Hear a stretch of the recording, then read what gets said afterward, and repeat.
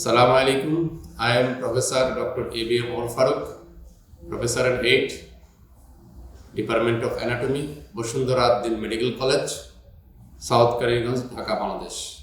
Dear students, today my topic is bones of inferior extremity.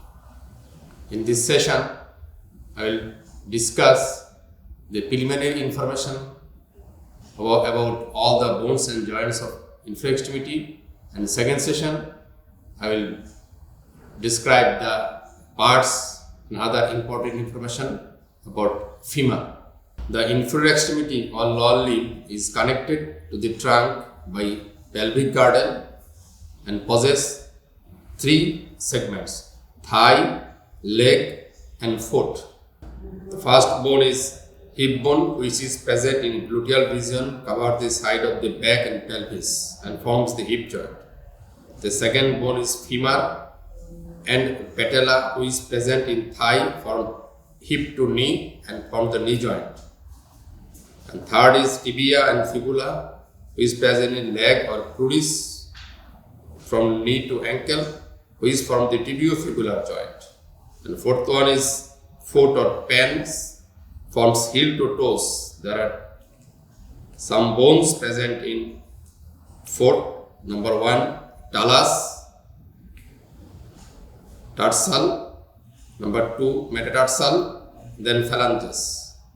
Tarsal is 7 in number, metatarsal 5 in number, and 14 phalanges present in foot. And the joints made by this bone: ankle joint, subtalar joint, tarsometatarsal joint, intertarsal joint, metatarsal joint, interphalangeal joint, talocalcaneonavicular joint. The three principal synovial joints, hip, knee, ankle, intervenes between the pelvis and thigh and leg and foot respectively. In upright position, the line of center of gravity passes behind the hip joint, but in front the knee joint and ankle joints. The line of gravity passes through the cervical and lumbar vertebra. In the lower limbs, it passes behind the hip joint and in front of the knee and ankle joints.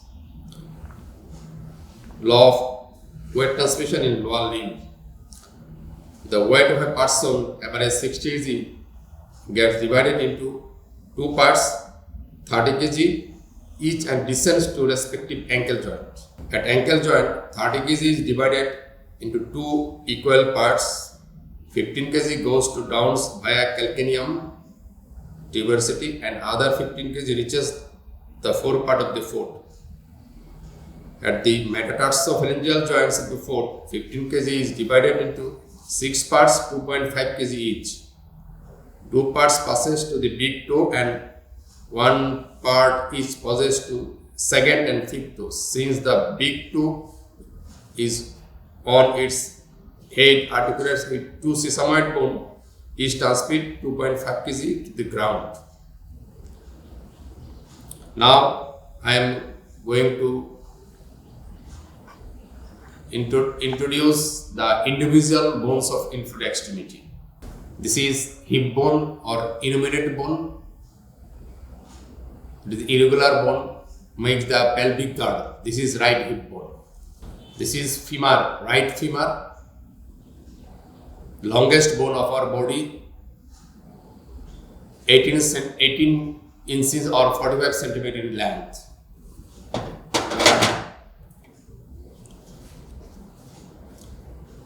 This is tibia, the bone of leg. It is also morphologically long bone. This is fibula, related with tibia. It is also bone of leg. This is articulated foot. 3 sets of bone present here: tarsal, metatarsal, phalanges. The calcaneum is the largest and heaviest bones in tarsal bones. Now one sesamoid bone present in front of the knee joint. It is called patella. In this session, I am going to introduce with my beloved students with the longest bones of infra-extremity, the femur.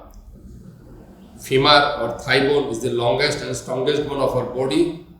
Like any other typical ones, it has two ends, upper end, lower end, and shaft. Now side delineation. The upper end bears a rounded head, whereas the lower end wide expanded to form two condyles. The head is directed medially. The cylindrical shaft is convex forwards. Now anatomical position. The head is directed medially upwards and slightly forwards. Shaft is directed obliquely downwards and medially so that the lower surface of the two condyles, the head, femur, lies in the same horizontal plane.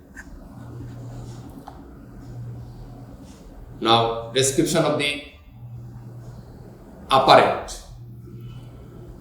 Upper end of the femur includes head, neck, greater trochanter, lesser trochanter, intertrochanteric line, and intertrochanteric crest. The head forms the more than half of a sphere and is directed medially forwards and slightly upwards. It articulates with the acetabulum to form the hip joint. The rough pit is situated just behind the center of the head. The pit is called fovea. Neck of the head with the shaft is about 3.7 cm long. Neck has a two border, two surface. Neck make an angle with the shaft. The neck shaft angle is about 25 cm in adults. It is less in female due to their wide pelvis. The angle facilitates movements of the hip joint.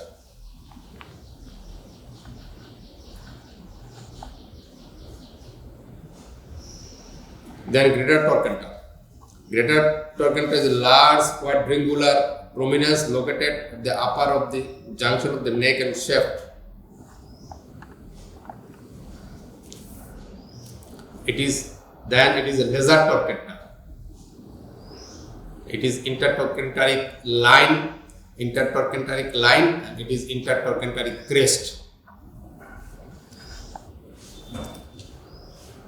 The shaft is convex anteriorly and smooth, and posterior surface of the shaft is marked by a prominent line is called linea aspera. The upper end of the linea aspera medially continuous with intertrochanteric line and laterally continuous with the gluteal tuberosity. And inferiorly they is divided into two parts, lateral and medial supracondylar line. And this line bounds the popliteal fossa of the popliteal surface of the popliteal fossa. Now lower end. Lower end of the femur is widely expanded to form two large condyles, one medial condyle and another lateral condyle. Anteriorly, two condyles are united and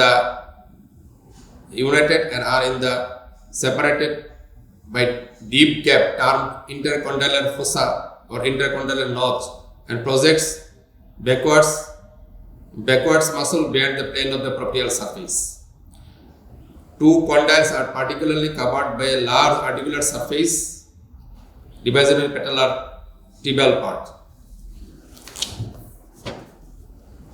This is medial condyle, this is lateral condyle. In medial condyle there is a projection area which is called adductor tubercle. It has a medical importance. And lateral condyle, the prominent popliteal groove, has popliteal groove, and there are various muscular impression. Now, ossification of femur. Femur ossified from one primary center for shaft and three secondary centers for upper end, each for head, greater trochanter and lesser trochanter. One secondary center for the lower ends. The primary center appears in the middle of the shaft at about 7th week of intrauterine life, and it is intracallaceous ossification occurs here. Now, medical importance of adductor tubercle. The epiphyseal line passes through the adductor tubercle and is replaced by bone by the age of 20 years. Therefore, the lower end is growing end of the femur, and it indicates the birth of a person, and it has great value in medical science through justice. There are lot of importance of the all bones of inferior extremity with their accompanying joints, because whole lower limb is specialized and modified for locomotion. So finally, the lower limbs attain stability at any cost of some mobility, and the upper limbs attain freedom of mobility at any cost of some stability. Thus, the lower limbs are bulkier and stronger than the upper limbs. A few of distinguishing features of the lower limbs, thus, during early stage of development, the lower limb birds rotate medially through 90 degree.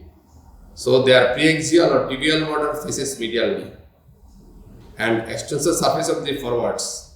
The upper limb birds, of the other hand, rotate laterally through the 90 degree, so that their preaxial or radial border faces laterally and extensor surface faces backwards.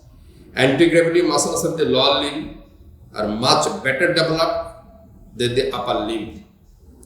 The distal end of the insertion of the muscles of lower limb moves only when feet are off the ground and is known as action from above.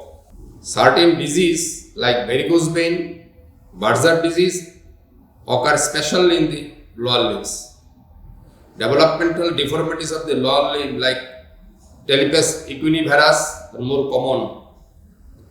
So there is a great value in human physiology, also other clinical condition. The bones and joints of lower limb has a great role in our life. That's all about my today's session. Thank you very much for your patience. Hope we will meet again, inshallah. Assalamu alaikum.